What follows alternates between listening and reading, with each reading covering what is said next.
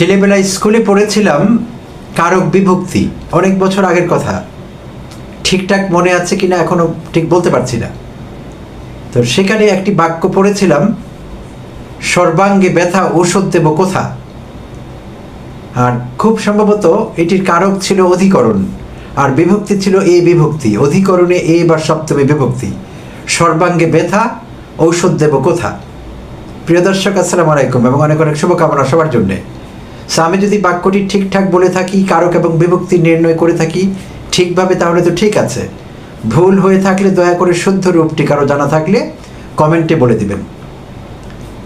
তো কেন এই কথা বলছি আর এই কথা বলে কেন শুরু করছি এই এপিসোড, তো সে আলাপে এক্ষুনি আসছি। গতকাল এবং আজ পত্রিকাগুলো ঠাসা বিএনপি নিউজে, এবং কোনো পজিটিভ নিউজ না। খুবই আতঙ্কের বিষয়টি যে সমস্ত নিউজগুলো নেগেটিভ, নেতিবাচক খবর। গতকালই আমার দেশ হেডলাইন করেছিল বিএনপির তৃণমূলে বিশৃঙ্খলা, এবং বিশাল প্রতিবেদন ভিতরে তৃণমূলে বিশৃঙ্খলা। বিবিসি গতকালই হেডলাইন করেছিল বিএনপিতে কর্মী সমর্থকদের মধ্যে বেপরোয়া আচরণ বাড়ছে। বিবিসি বাংলা। গতকাল ছিল এই দুটো ভিন্ন ভিন্ন নিউজ মিডিয়ায় বিএনপি সংক্রান্ত নেগেটিভ খবরগুলো। আজ যুগান্তর কতগুলো হেডলাইন করেছে, আমি হেডলাইনগুলো এক এক করে পড়ছি আপনাদের কাছে। হাইব্রিডের দাপটে কোন ঠাসা বিএনপির তেগিরা, যুগান্তরের হেডলাইন আজ। বিএনপির কাউন্সিলে আওয়ামী নেতারা তৃণমূলে ক্ষোভ। বিএনপির কাউন্সিলে আওয়ামী নেতারা তৃণমূলে ক্ষোভ। আমি থাম্বনেইলে একটি ছবি দিয়েছি যেখানে সার্কেল করা আছে, রেড সার্কেল। যেই ভদ্রলোকে দেখা যাচ্ছে তিনি একজন আওয়ামী অঙ্গ সংগঠন, আওয়ামী স্বেচ্ছাসেবক লীগের একজন নেতা, কেন্দ্রীয় নেতা। তিনি পটুয়াখালী জেলার বিএনপির জেলা কাউন্সিলে উপস্থিত ছিলেন। বিএনপির নেতৃবৃন্দের সঙ্গে তাকে দেখা যাচ্ছে, রেড সার্কেলের ভদ্রলোককে, স্বেচ্ছাসেবক লীগ নেতা, কেন্দ্রীয় কমিটির তাও আবার। আচ্ছা, সেখানে আরেকজনের নাম পাওয়া গিয়েছে, তিনি শ্রমিক লীগ নেতা। নাম আমি ঠিক জানি না, পরিচয়টা ওইভাবে পত্রিকা দেয়নি। শ্রমিক লীগ নেতা, তিনি ডেলিগেট হিসাবে কাজ করছিলেন সেই বিএনপির জেলা কাউন্সিলে। এটি গতকালকের ব্যাপার, আজ নিউজ করেছে যুগান্তর। আর যুগান্তরের আরেকটি হেডলাইন, বিএনপিতে তালিকা হচ্ছে অপকর্মকারীদের। তো একটি হেডলাইনও নেগেটিভ ছাড়া পাওয়া গেল না, নেতিবাচক সব খবর। তো বিষয়টি দস্তুর মতো আতঙ্কের বিএনপির মতো একটি বড় দলের জন্যে, যারা ক্ষমতায় যাবার স্বপ্ন দেখছে, যারা ধরেই নিয়েছে তারা সরকার গঠন করছে এককভাবে। তাদের এই খবরগুলো যত বেশি প্রচারিত হতে থাকবে, তাদের সরকার গঠন করার বিষয়টি সম্ভবত অতটাই কঠিন হতে থাকবে ক্রমশই। তো আমরা এক এক করে দেখবো আসলে বিষয়গুলো কি হয়েছিল। তো এমনিতেও আমাদের জানা আছে প্রিয় দর্শক, গত কয়েকদিন থেকে কি চলছিল, আসলে কয়েক মাস থেকে বিএনপি নেতা কর্মীরা ক্রমশই যতই দিন যাচ্ছে তারা বেপরোয়া হয়ে উঠছে। চাঁদাবাজি, দখলদারিত্ব, হুমকি প্রদর্শন, টেন্ডারবাজি, বদলি বাণিজ্য, বিভিন্ন অফিস আদালতে ঢুকে কর্মকর্তাদের মারধর করা, এহেন অপকর্ম নেই যা তারা করছে না। এবং গত বুধবার যা ঘটে গেল লালমনিরহাটে,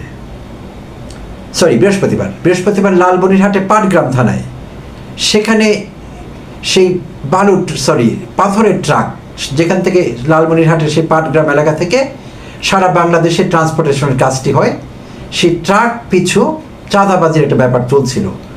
আর সেগুলোতে স্থানীয় ইউএনও, ওখানকার পাটগ্রাম উপজেলার ইউএনও মোবাইল কোড করে বিএনপির নেতা কর্মীদের বোধহয় জরিমানা করেছিলেন বা শাস্তি দিয়েছিলেন, জেল দিয়েছিলেন সম্ভবত। আর সেইটিকে কেন্দ্র করে বিএনপির নেতৃবৃন্দকে, যে দু একজন স্থানীয় নেতা থানায় আটক ছিলেন, তাদেরকে ছাড়িয়ে আনবার জন্য সবাই মিলে সেখানে থানা আক্রমণ করে, সেই পাটগ্রাম থানা, এবং ভাঙচুর করে সেখানে প্রচণ্ড রকমের। সেই ছবিও বিভিন্ন মিডিয়ায় এসেছে। শুধু তাই না, ওখানকার পুলিশ কুলোতে না পেরে পার্শ্ববর্তী থানা হাতীবান্ধায় যোগাযোগ করবার চেষ্টা করে, পুলিশ সুপার চেষ্টা করেন লালমনিরহাটের পার্শ্ববর্তী থানা হাতীবান্ধা থেকে ব্যাকআপ ফোর্স দেবার জন্য পুলিশ ফোর্স। বাট ওটা হয়নি। কেন হয়নি? ওখানকার বিএনপি নেতা কর্মীরা হাতীবান্ধা থানা এলাকায় ঘেরাও করে রেখেছে, ওখানকার ফোর্স যাতে মুভ করতে না পারে।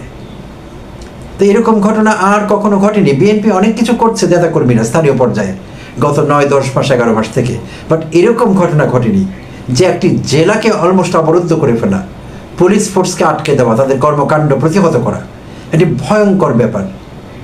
এটি করেছে বিএনপি বৃহস্পতিবার দিন। তো এইটি কোনো ভালো কথা না। সারা বাংলাদেশের মানুষ স্তম্ভিত হয়ে গিয়েছে বিএনপির এই আচরণে, এবং আই এম শিওর বিএনপির হাই আপস তারাও বিব্রত হয়েছে। তারা অশনি সংকেত দেখছে নেতাকর্মীদের সামলানোর ব্যাপারে, এতে কোনো সন্দেহ নেই।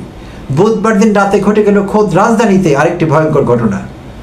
মহাখালীর এলাকায় ওয়্যারলেস গেট নামে একটি জায়গা আছে, স্পেসিফিক পয়েন্টটি, সেখানে হোটেল জাকারিয়া ইন্টারন্যাশনাল, অনেক পুরনো হোটেল, এবং সম্ভবত এটি একটি 3 স্টার হোটেল, এবং সেখানে বার রেস্টুরেন্ট সব কিছু আছে, এবং বিদেশিরা অনেক যাতায়াত করে সেই হোটেলে, হোটেল জাকারিয়া ইন্টারন্যাশনাল। তো সেই হোটেলে রেস্টুরেন্টে ঢুকে, বার কাম রেস্টুরেন্টে ঢুকে বিএনপি নেতা, স্থানীয় বনানী থানার যুবদলের আহ্বায়ক মনির হোসেন যে লঙ্কা কাণ্ড বাঁধিয়ে দিলেন বুধবার রাতে, এমনকি কিছু উপস্থিত কিছু গেস্ট হোটেলের মহিলাদের উপর আক্রমণ করা হয়েছে, তাদেরকে নির্মমভাবে মারা হয়েছে, প্রহার করা হয়েছে। এটি ভয়ঙ্কর দৃশ্য জাতি প্রত্যক্ষ করলো, সারা বাংলাদেশ ভীতি জাগা নিয়ে এই সমস্ত বিষয়ে। এর বাইরে ভোলায় সম্প্রতি যা ঘটে গেল তজুমুদ্দিনে, গ্যাংরেপ, আরো বিভিন্ন জায়গায় যা যা ঘটছে, সেটি একটি অসম্ভব পর্যায়ে পৌঁছে গিয়েছে যে এগুলো তালিকা করতে গেলে হয়তো 1 কিলোমিটার লম্বা হবে সেই তালিকা, যা যা করছে বিএনপির স্থানীয় পর্যায়ের নেতৃবৃন্দ। স্থানীয় বলছি কোথায়? খোদ ঢাকায় যদি এই অবস্থা হতে পারে, বনানীর মতো জায়গায়, এবং একটি আবাসিক হোটেলে, বড় রকমের আবাসিক হোটেল, স্টার হোটেল, সেখানে তাও কি ভিআইপি লাউঞ্জ চাওয়া হয়েছিল খুব সম্ভবত। সেই যুবদলের সেই রাজপুত্র ভিআইপি লাউঞ্জে ড্রিঙ্ক করবেন, মদ বিয়ার খাবেন, সো তার খুব ভিআইপি লাউঞ্জ দরকার, ভিআইপি রুম দরকার, সেটি বোধহয় পাননি। তখন তার নেতাকর্মী নিয়ে এসে ভাঙচুর করেছেন, তার ক্ষমতার দাপট দেখিয়েছেন, কতটা ক্ষমতাবান তিনি। তো এরকম বার্তা বিএনপি নেতাকর্মীরা সারা দেশে দিচ্ছে দল সম্পর্কে। আর এদিকে লন্ডন থেকে তারেক রহমান বরাবরই বলে আসছেন যে তিনি সেগুলো সহ্য করবেন না, অপকর্ম সহ্য করা হবে না, বিএনপির নামে যেই করুক ব্যবস্থা নিতে হবে। নেওয়া হয়েছে, এটি একদম এরকম না যে বিএনপি কোনো ব্যবস্থা নিচ্ছে না বা নেয়নি, নিয়েছে, কিছু কিছু ব্যবস্থা নেওয়া হয়েছে, এবং সম্ভবত এই পর্যন্ত সেই সংখ্যাটি কম না, একেবারে 4000-এর কাছাকাছি নেতাকর্মীকে বহিষ্কার করা হয়েছে, কিংবা শোকজ করা হয়েছে, কিংবা সদস্যপদ স্থগিত করা হয়েছে সাময়িকভাবে। কিছু ব্যবস্থা তো নেওয়া হয়েছে, বাট কজনের বিরুদ্ধে বিএনপি ব্যবস্থা নেবে? পুরো দলই তো এরকম, তৃণমূল থেকে শুরু করে গ্রাম, ওয়ার্ড, ইউনিয়ন পর্যায় থেকে শুরু করে উপজেলা, জেলা, খোদ ঢাকা শহর, কোন জায়গাটি নিরাপদ আছে? কোন জায়গায় বিএনপি নেতা কর্মীরা চাঁদাবাজি করছে না, দখলদারিত্ব করছে না, টেন্ডারবাজি করছে না, হুমকি প্রদর্শন করছে না? কোন জায়গায় করছে না? সব জায়গায় করছে। বিএনপি চেষ্টা করলেও এই খোঁজখবর রাখতে পারবে না, এত ব্যাপকভাবে এই ঘটনাগুলো ঘটছে। তো বিএনপির কিছু হাই আপস যাদের সঙ্গে পত্রিকা কথা বলেছে, যুগান্তর কথা বলেছে, কেন্দ্রীয় যুগ্ম মহাসচিব শহীদুদ্দিন এনি, তার সঙ্গে কথা বলা হয়েছিল। তো তিনি স্বীকার করেছেন যে হ্যাঁ, এগুলো হচ্ছে, বিএনপি বড় দল, আমরা চেষ্টা করছি, আমরা যে কোনো মূল্যে। তিনি বলেছেন দল ও দেশের স্বার্থে বিএনপি যা দরকার তাই করবে, দল ও দেশের স্বার্থে।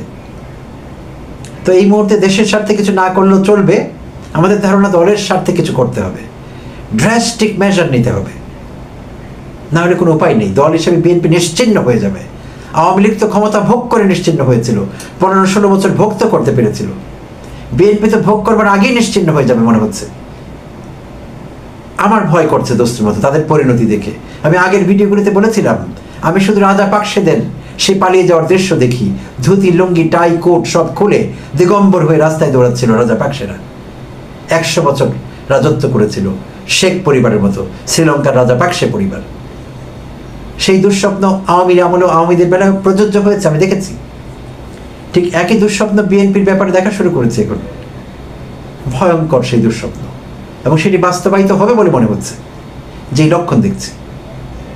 তো তারা বলছে যে আমরা ব্যবস্থা নিচ্ছি। ডক্টর খন্দকার মোশাররফ হোসেনের দৃষ্টি আকর্ষণ করা হয়েছিল, বিএনপির কেন্দ্রীয় কমিটির সদস্য, প্রভাবশালী ব্যক্তি ডক্টর খন্দকার মোশাররফ হোসেন। যুগান্তর তার শরণাপন্ন হয়েছিল, তার সঙ্গে কথাবার্তা হয়েছিল তাদের। তারা জানতে চেয়েছে, ডক্টর খন্দকার মোশাররফ হোসেনও ব্যক্ত করেছেন তার ইচ্ছের কথা যে আমরা এগুলো চাই না। তারেক রহমান এগুলো নিষিদ্ধ করেছেন, বাট কেউ কেউ করছে, তাদের বিরুদ্ধে ব্যবস্থা নেওয়া হচ্ছে। এবং যেটি আরেকটি হেডলাইন যেটা আমি পড়ছিলাম, বিএনপিতে তালিকা হচ্ছে অপকর্মকারীদের। আজই এই তালিকা প্রকাশ করেছে, অর্থাৎ তালিকা করবার বিষয়টি যুগান্তর প্রকাশ করেছে। তো তালিকা হচ্ছে ভালো কথা, সেই তালিকায় কজনের নাম ঢুকাতে হবে? তো সেই তালিকায় তো কোটি লোক ঢুকে যাবে যেটা মনে হচ্ছে। যদি এমন হয়, ধরে নিচ্ছে হাইপোথেটিকলি বাংলাদেশে 1 কোটি লোক বিএনপি করে, তাহলে আমি তো দেখছি 1 কোটি লোকের নামই ঢুকে যাবে।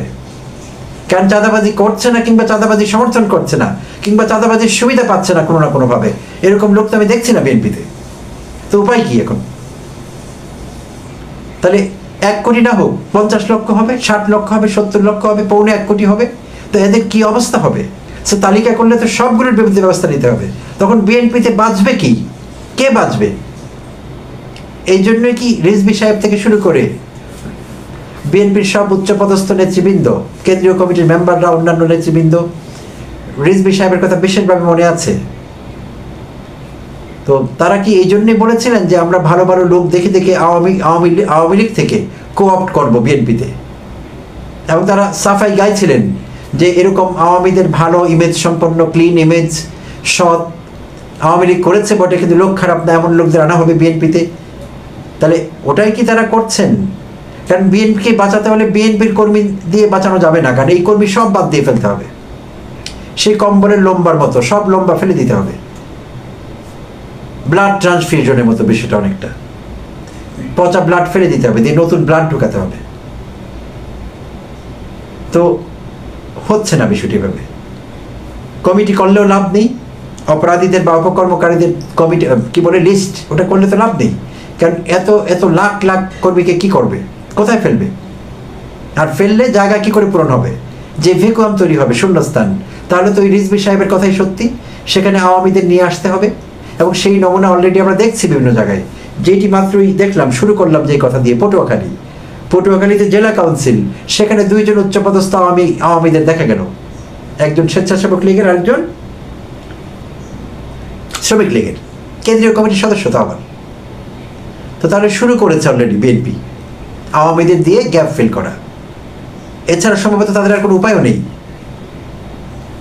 তাহলে খুঁজে খুঁজে এখন আওয়ামী বের করতে হবে। ছাত্রলীগ, যুবলীগ, আওয়ামী লীগ, তাদের ভ্রাতৃপ্রতিম সংগঠনে কারা কারা আছে, বিএনপি থেকে এই দূষিত নেতৃবৃন্দ বা কর্মী তাদেরকে বাদ দিতে হবে, ফেলে দিতে হবে, ঝেড়ে ফেলে আওয়ামীদের ঢুকাতে হবে। তাহলে বোঝা গেল ওইটাই তাদের প্ল্যান। আর তো উপায় দেখছি না কোনো। সেই জন্যই শুরু করেছিলাম যে সর্বাঙ্গে ব্যথা, ওষুধ দেবো কোথা? তাহলে সব জায়গায় দেখছি একই অবস্থা। তাহলে কোন জায়গায় ব্যবস্থা নেবে, কার বিরুদ্ধে ব্যবস্থা নেবে? ব্যবস্থা নিলে বাঁচবে কি? কিছুই তো বাঁচবে না। তো বিএনপির এই বিষয়ে খুব দ্রুত কোনো সিদ্ধান্তে আসতে হবে, ড্রাস্টিক কোনো মেজার নিতে হবে। আর না নিলে দল হিসেবে বিএনপি টিকতে পারবে না, অস্তিত্ব বিলীন হয়ে যাবে বিএনপি। তাই আপাতত নেতৃবৃন্দ যেটি বলছেন যে দেশের স্বার্থে, দরকার নেই, থ্যাংক ইউ। দেশের স্বার্থ আপাতত আপনাদের ভাববার দরকার নেই, দলের স্বার্থ ভাবুন, দলটিকে বাঁচিয়ে রাখবার চেষ্টা করুন। এই চাঁদাবাজ, দখলদার, টেন্ডারবাজ, গুন্ডা, হুমকিদাতা, ভাঙচুরকারী, এদেরকে দমন করুন শক্ত হাতে। দল বাঁচান আগে, নাহলে আর কোনো উপায় নেই। ধন্যবাদ দর্শক, ভালো থাকবেন।